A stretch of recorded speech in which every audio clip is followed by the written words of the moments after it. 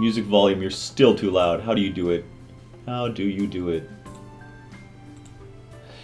I'll use the opportunity to reconcile with Shizune a bit, without getting roped into the student council thing again, though I suspect that door is now closed for me. Festival preparations must be tough for you. Indeed, the people in the school seem to be taking the festival very seriously. Whenever I see people idling around before and after classes, they're always talking about their plans for it. It's kinda neat to see everyone being so enthusiastic about it. I'm probably the one who doesn't have something to do. Shizune scoffs at me at first, as if trying to decide whether to ignore me or sneer at me, but in the end she just starts signing without doing either. Misha perks up, looking at her hands with slightly unfocused eyes. She signs with harsh, heavy, dramatic strokes. Misha translates her signing into speech for me. She does it so well, it's almost like Shizune is actually speaking, transmitting her thoughts directly through Misha. She must have practiced it vigorously. Well, of course. We're in the student council, you know, so we're pretty busy. It's an important duty of ours to ensure the success of the festival with all our strength. Honestly, I should learn American Sign Language just for this, I guess I'd have to learn Japanese Sign Language. Because, like, I'm just making vague gestures, but I should, like, figure out what exact... Do you sign with both hands at once? I guess you do, right? You have, like... I don't know. I don't know how signing works. I don't even know if that's in frame. We would shame ourselves in front of past student council generations if the festival were to fail. That's why there must be no flaws. No, I think that was encumbrances. No, nothing that might make the festival short of perfect. Shizune's passionate speech and Misha's enacting are really oddly fitting of them. Oh, hello! Oh, there she is. I look over my shoulder and see Hanako peering timidly into the classroom, most of her body hidden behind the door. Hey, playing delinquent again? Hanako blushes hard at Misha's straightforward jab, even if it was only in jest. Shizune stares at her probingly, causing Hanako to look down and start backing away. I don't know how to pronounce her name at all. If I say Hanako, I feel like I'm ego-raptoring it up so hard. Causing Hanako to look down and start backing away, to the point where only her fingers can be seen wrapped nervously around the edge of the door. Maybe she's showing her dislike of Hanako by her association of her dislike of Lily. It appears so, and Hanako probably knows it as well. What is it, Hanako? Has Lily been here? Sorry, I haven't seen Sato. She, came by in the morning, though. Hanako keeps looking uneasily at Shizune, who stares back at her with her usual studying gaze. What is she trying to do? Of course, Shizune isn't going to look away, and she's intimidating enough as it is, so I can only imagine how terrified Hanako would be. It is a little uncomfortable watching Hanako's reaction to Shizune's normal behavior. This is what happens when two people of two different extremes meet, it seems. Do you know where she is? If she has any sense in her head, she's in her classroom working on their festival project. But who knows where that woman is loitering at? Hanako nods quickly and retreats with haste. What were we talking about? Oh yeah, we're really working hard to make the festival happen. And driving other people insane along the way. Well, good luck with that. I stand up to leave, making my exit before either of them manages to berate me anymore for slacking off. Yeah, I got to Act 1 with every path originally, and I distinctly recall not liking... I didn't like Emi very much. I don't think I liked Shizune too much either. I'll try to think of the other girls. I like Rin, Lily, and Hanako's kind of neutral. I feel like there's another girl and I've forgotten her, which I guess is all you need to know about her. The halls are somewhat quiet, as expected. Everyone must be in club meetings or at festival preparations. Or both. Shizune's words about being a slacker echo in my head. You're a slacker, McFly! Imagine if Shizune's, like, she's totally vocal and she sounds coherent, but it's just, like, some middle-aged actor voice. I feel a bit guilty about not contributing, but I seem to lack the resolve to do something concrete about the matter. Why don't you just help Rin some more? For the festival, it's too late already, unless I count helping Shizune and Misha, which I naturally don't. And clubs... I don't know. Maybe I'm not a club type of person. You didn't even check any of the clubs, you coward. Halfway through the way from the school building to the dorms, I spot a figure in front of the dorms. That was not a well-written sentence. It's Rin. Looks like she's working on a mural today, too. I walk over to her, but she doesn't seem to notice me approaching. She's sitting on an upturned box, looking intently at the wall she is painting with a brush held between her toes. The mural has progressed considerably since yesterday, but it's still only half done as far as I can tell. More colors have appeared and the twisted human-like figures have spread and increased in number. That guy right there looks rad. I have to say, the style is quite eye-catching and very unique. Not that I would be knowledgeable about art by any measurable scale, but it's very nice looking nevertheless. Actually, that guy kind of just looks like Gluttony from Fullmetal Alchemist. Is Rin actually the creator of Fullmetal Alchemist? I don't know. I clear my throat to get her attention, but not startle her so that her concentration won't break. Wait. She doesn't even turn to check who it is.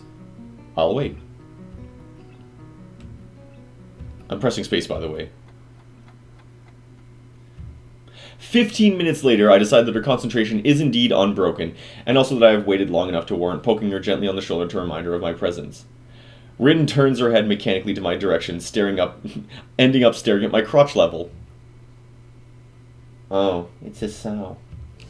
She can tell? I would feel a lot less uncomfortable if she would look at my face. An astute observation. Hard at work, I see. The conversation starts as if I hadn't been here for a quarter of an hour already, but it's not a concern.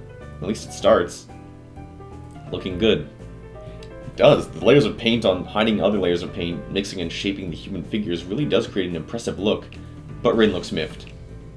You shouldn't comment on works in progress. 7 years of bad luck. Sounds terrible. I guess I'll take it back then. Still, looks good. I wonder if I get 14 years of bad luck for thinking that. Rin looks back to her painting and pokes at it with a big toe. Could you mix some of this color? I'm running out of it. Oh wait, she said them separately. I am running out of it. Oh, that's what she sounds like. She sounds like a poorly dubbed JRPG character. Like an emotionless JRPG, probably child. She looks down at a half-empty bowl with the remains of the same pinkish paint in it. I didn't really intend to stay and help her with this project, though. I guess I didn't intend to do anything much. I look at Rin. She looks emptily back at me. Just this once. Rin picks up another brush and drenches it in another tone of pale red. There are dozens of similar bowls all around her working area. From the looks of this scene, she could have been sitting there for hours. How does she paint the stuff that's way up high? Does she just have to do, like, sweet spin kicks like a Sentai character? That'd be fucking rad if she's doing just go 100 wheel kicks. I wonder if she has. That would mean she's been skipping school, though, which of course I wouldn't put beyond someone like Rin. I pour a little of the white and red into the bowl, trying to match the color with the one already on the wall. Can't seem to get it right. It's really inconvenient for her to not mix enough in the first place. Getting it to be exactly the same tone will be impossible, but I can at least try to get it as close as I can. Speaking of hard work, isn't that a huge workload for you too? Wait, doesn't paint dry darker or lighter than it goes on? It dries darker, right? I don't know how paint works. I just realized. Darker? Speaking of hard work, isn't that a huge workload for you? It's such a big painting and all. Oh, I'm not old and bitter enough yet to think like that. Wrecked! I guess you aren't. You guessed right. Legs hurt, though. They feel like slugs. Slugs made of sea slugs. Because of the position? Yeah, I like doing it in a horizontal position more, if you know what I'm talking about. But it can't be helped. Can't ask the wall to lay down. Saying that, she stretches herself a little, bending her legs and back far more than a human should flex. It's astonishing how effortlessly she manages her body around. So am I getting a bad scale of what's going on if she's doing this vertically? There's a small flinch in her otherwise blank expression, a hint of pain maybe, as she stretches out her calves. Rin must have stamina and dexterity far above a normal person to be able to live like she does, but she's wearing out working on this. Why push yourself so much? Take a break or something at least. Continue tomorrow if it's bad. This gives her a pause. A long one too, feeling like a mental yawn. I don't think so, Isao. I'm not pushing myself. Sure looks like you are. No, it's not about pushing or pulling anything related to that kind of thing. There's this boy. A boy? Yes, Where? at the art club. And... He is blind. Oh, how can you paint if you're blind? No idea. So why is he there? That's the point. He is there. She really should speak more than one word at a time to make this feel more like a discussion and less like an interrogation. Yeah, right, that's a pro tip, if you actually do care about that. It feels like she dead fishes her own conversations sometimes. He can't really do anything that you call art, right? But he comes there anyway, and paints. Why? I don't know, why? I don't know. That's why I asked. So? Ask Kenji, maybe he knows. God, I just thought about Kenji and that's enough of a joke, really. He doesn't paint often, but I think his paintings are very interesting. I'm sure they are. I once tried that, painting with eyes closed. It wasn't too interesting, and cleaning up the floor took ages. Didn't try again. But he is becoming better at sculpting. Oh, like Alicia! Sculpt those Ben Grimms. I see. Maybe she was trying to make a point with this. Maybe she forgot she had one. Seems like the art club is full of interesting people. Not really. Pretty blunt statement, and she totally missed the sarcasm. No? Just like I said, they are not very interesting. I usually don't have much interest in people who are not interesting. Maybe you have. Maybe. But that boy is interesting. Maybe I am like that boy, or maybe you are. Maybe everyone is. Doing things you can't do just because you can. That's pretty deep, I think, and tell that to her. You're a deep one.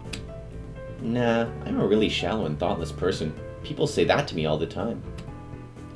Did you know I can only think of 4 things at the same time? No, but now I do. Right now, I'm thinking of the second floor's girls' toilet, ice cream flavored ice cream, a middle toe, and a haircut. I'm going to need a haircut. Oh. She shakes her head. Oh, that's what that was supposed to be. She shakes her head around vigorously, letting her short, messy hair ruffle wildly around. I can see that doing it is something she likes to do. We fall silent as Rin treads about absent-mindedly, poking some bushes around. The thought about the art club sticks in my head for a while longer.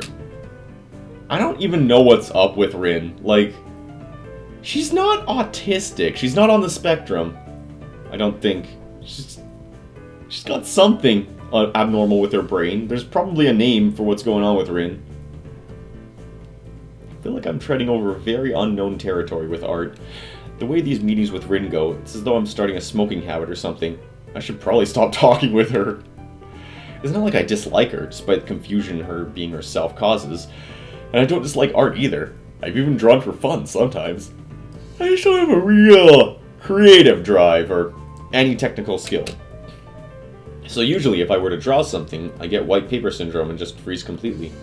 That's terrible excusing. It's a bad excuse. That, or I manage to draw something disfigured and promptly get frustrated at my inability to put the picture in my head down on paper, then call it quits without even really trying to make an effort. Rin clearly doesn't have this problem, but she frustrates me in another way. Being with her is like looking in a mirror that doesn't reflect anything. It makes one question the sanity of the act. Rin sits down on her box, swaying from side to side, apparently comfortable with the uncomfortable silence. She is staring at me again, or maybe over my shoulder. I can't quite figure out where her eyes are focused. I'm thinking of leaving so she can carry on working undistracted, and that I can do whatever I'm going to do alone. It's not like I have anything that must be done today. Oh, shoot. Who? Nobody. I just forgot to tell Hanako that Lily was looking for her. But she's looking for Lily. There was no location given. You can't have done more for that situation. Do you know her from my class? Oh, her. The mystery toilet girl. That person is funny. I saw her go into the toilet 5 times during one recess 3 weeks ago. I'm sure it's the world record. It was very mysterious. That's why you call her Mystery Toilet Girl? What other reason could there possibly be? Well, if there is, it's an eternal mystery. I didn't follow her in there. Maybe it was the week before that? Could have been. Looking at her makes me hungry. Don't say that. Oh, jeez. That's awful, Rin. You're awful. At least not around her. Rin turns to look at me blankly, as if she's not sure why I reproved her. I've never heard the word reproved. Reprimanded? But she doesn't acknowledge understanding any more than before, so I give up at this point. So do you want to go eat dinner then? No, not yet. Rin has turned her hungry gaze back to the wall, looking slightly more energetic, or at least slightly less lethargic than she did before. As if the wall is an opponent she has to vanquish. Words. Unique New York.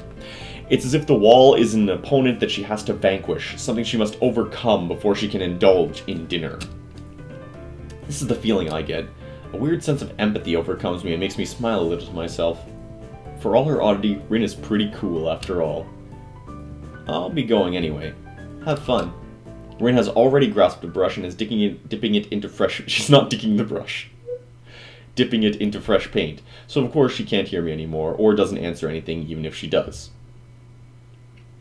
Adhering to the nurse's nagging voice in the back of my head, I set my alarm clock to wake me up early enough to go jogging again. I made a promise and I'm going to keep it. Besides, Emmy is bound to rat on me if I don't show up. But it's not all that bad.